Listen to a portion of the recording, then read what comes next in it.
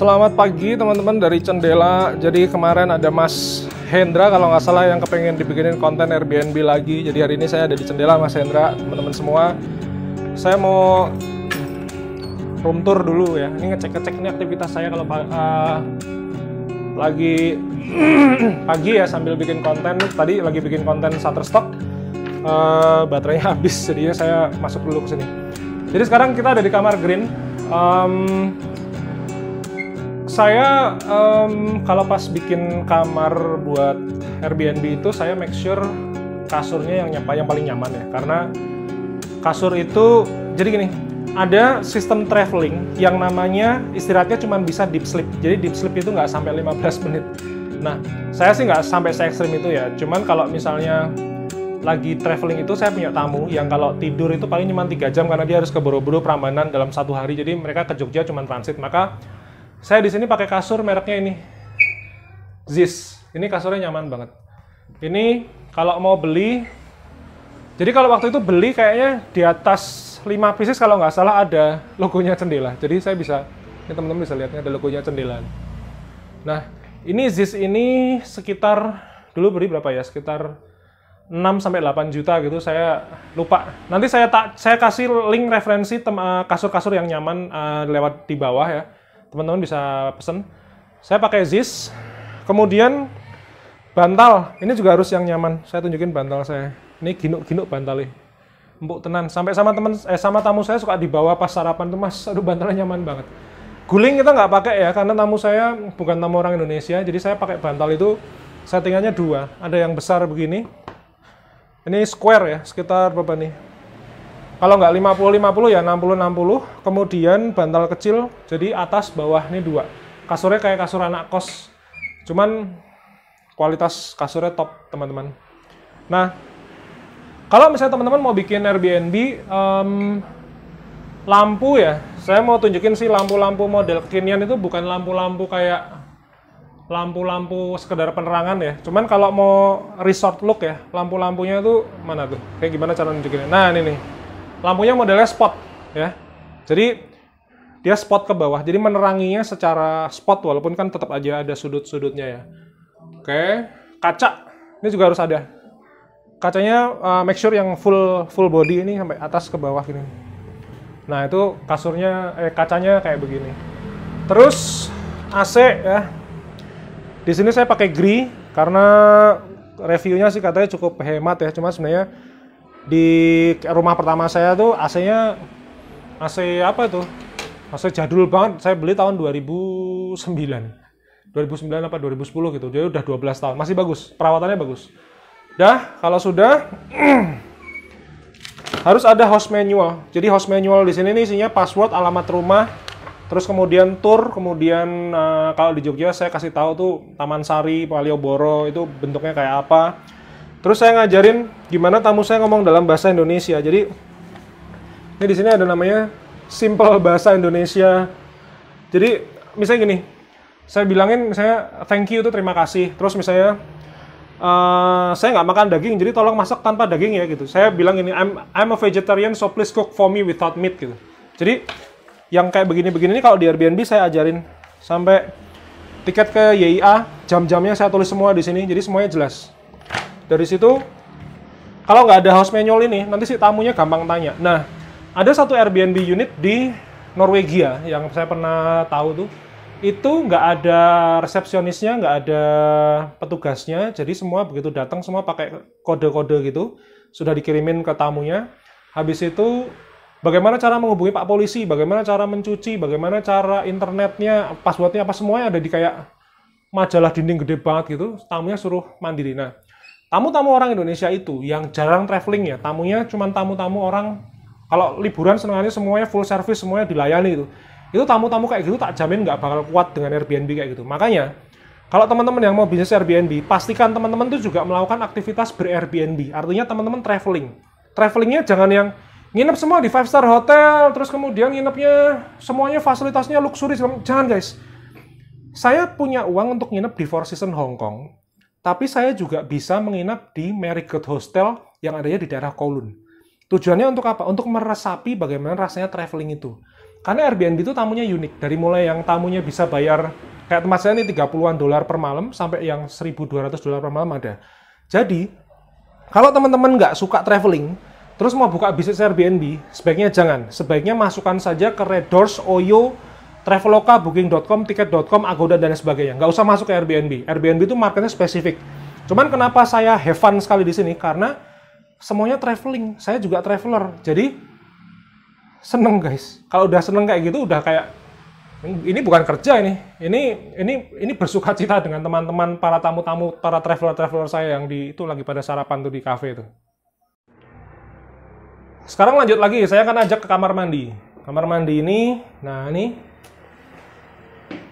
kamar mandinya kering ya. Jadi ini lantainya bukan lantai yang ada teksturnya. Jadi ini bukan untuk para orang tua dan anak kecil, ini berbahaya. Anak saya juga di sini bisa kepleset, berkali-kali kepleset. Tapi ini klien saya adalah untuk anak-anak muda. Nah ini dikasih pengharum ruangan. Kebetulan mereknya Stella. Teman-teman boleh pilih apa aja, nanti saya kasih linknya di bawah, bisa belanja. Tempat sampah ini wajib harus ada. Terus tempat sabun, tempat sampo ini harus ada. Terus kloset lah, jelas lah ya, kloset duduk ya, jangan yang jongkok. Kemudian saya masuk ke daerah shower tray. Nah ini namanya shower tray. Nah ini area mandi. Shower. Ini pengalaman saya, showernya itu custom. Sehingga ketika custom, begitu rusak, ngeluh dasku, pecah. Pusing saya. Nah teman-teman bisa menggunakan shower-shower yang banyak di pasaran aja. Sehingga lebih gampang perawatannya. Kalau tiba-tiba rusak ya tinggal beli di toko-toko material gitu banyak. Shower gitu dari mulai harga 85.000 sampai 150.000 itu sudah cukup. Saya yang di rumah pakai harga segitu. Ini juga emergensinya saya pakai yang harga cuman 100-150 ribuan. Jadi nggak usah terlalu yang luxury gitu ya. Terus itu di atas. Nah ini kasurnya anak saya nih di atas nih. Jadi gitu teman-teman. Mudah-mudahan ini teman-teman paham apa aja. Oh ini ada lagi. Tempat anduk. Ini tempat sampah interior untuk di daerah kamar begini. Yang kecil ini ya. Yang ini tempat anduk. Ini juga ada extra bed. Extra bed ini juga additional cost ya. Jadi saya cas 150.000 per orang. Itu ya tambahan duit guys. Kalau nggak pakai extra bed, wow, so tak seneni. Jadi Airbnb itu satu market yang berbeda. Maka buat teman-teman yang sudah pernah kesini dan pernah saya usir, ya nggak usah sok tahu. Ini rumah-rumah saya gitu. Anda nginep di rumah saya, Anda membayar, itu bukan berarti Anda rajanya gitu. Di sini yang berkuasa saya. Jadi saya di Cendela ini, saya sudah 5 kali ngeluarin tamu. Saya tipikal host yang kalau ada tamu nyebelin, berantem aja kalau perlu gitu. Jadi, karena ini rumah saya, ini rumah warisan, rumah eyang saya. Membayar ya, sekali lagi, Anda membayar, itu tidak berarti Anda menguasai apa yang saya punya. Tetap saya yang berkuasa di sini. Jadi, Airbnb itu begitu di seluruh dunia. Jadi, intinya Airbnb itu seperti kita menginap di rumah teman, tapi membayar. Sekali lagi ya, menginap di rumah teman, tapi membayar. Jadi, karakter tamunya itu bukan kayak hotel yang permisi toilet di mana ya? Kadang-kadang nggak pakai permisi. Toiletnya di mana? Ngomongnya gitu. Tapi kalau di Airbnb nggak bisa gitu. Halo permisi, saya bisa tanya toiletnya di sebelah mana ya mas? Gitu. Kayak gitu. Kalau dalam bahasa Indonesia kayak gitu. Kalau dalam bahasa Inggris ya, excuse me, can I go to toilet please? Where is the toilet? Nah, ngomongnya gitu, ramah. Nah itu Airbnb. Kenapa saya suka Airbnb? Karena saya suka bisnis yang punya manner. Bukan cuma sekedar duit, sama-sama kaya kok, sama-sama bisa beli mobil cash, bisa handphone cash. Jadi nggak ada yang cicilan-cicilan gitu. Jadi mudah-mudahan ini teman-teman bisa memahami apa dan bagaimana kalau kita mau bisnis pakai Airbnb. Oke, sekarang saya akan tunjukin satu pengembangan ya. Jadi ini di belakang saya ini ada tembok warna abu-abu ini. Ini adalah rumah Pak D yang sudah alhamdulillah kita beli. Ini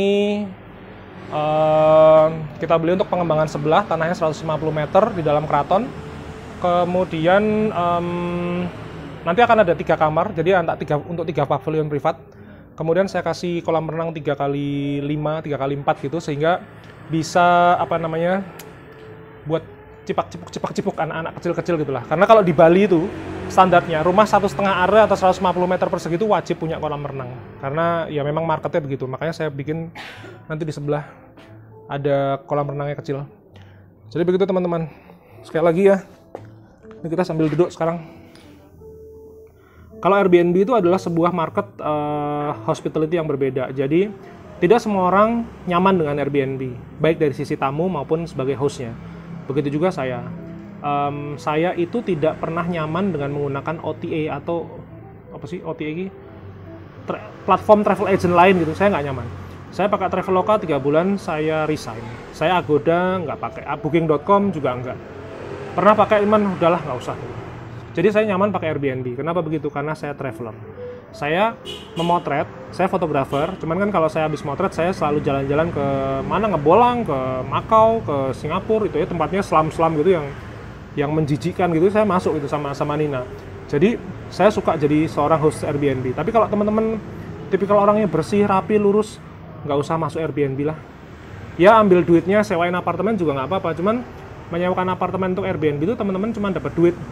Ya nggak apa-apa juga kalau teman-teman maunya begitu. Cuman Airbnb itu konsepnya adalah unique homes. Makanya kalau di Bali, kalau di Eropa itu mulai ada yang misalnya design by Alexis Dornier, design by Frank Lloyd Wright segala macam. Nah buat teman-teman yang kepengen belajar tentang Airbnb, saya punya e-booknya namanya Airbnb Be a Host, linknya ada di bawah. Kemudian nanti link-link pembelian tadi juga saya sertakan di bawah kalau teman-teman butuh. Intinya itu adalah cerita perjuangan saya dari 2013 sampai sekarang 2009 jadi host. Saya 8 kali super host. Dan prinsip saya hindari endorsement kalau teman-teman belum mengerti bisnis sama sekali. So, stay tune. Tetaplah berkembang secara organik, nggak usah pakai endorse promo-promo yang antah berantah gitu. That ridiculous. Jadi berkembang yang bagus. Kalau berkembangnya tanpa booster, itu teman-teman fundamental bisnisnya akan kuat. Jadi gitu. Download ebook saya, baca di bawah perjuangannya, suka dukanya, nyebelinnya kayak apa. Jadi jangan dikira senang-senangnya semua, jangan ngomongin duit terus, tapi menyebalkannya juga nanti akan saya bahas di ebook itu. So stay tune, kita ketemu di video Airbnb kapan-kapan lagi. Oke, stay tune guys.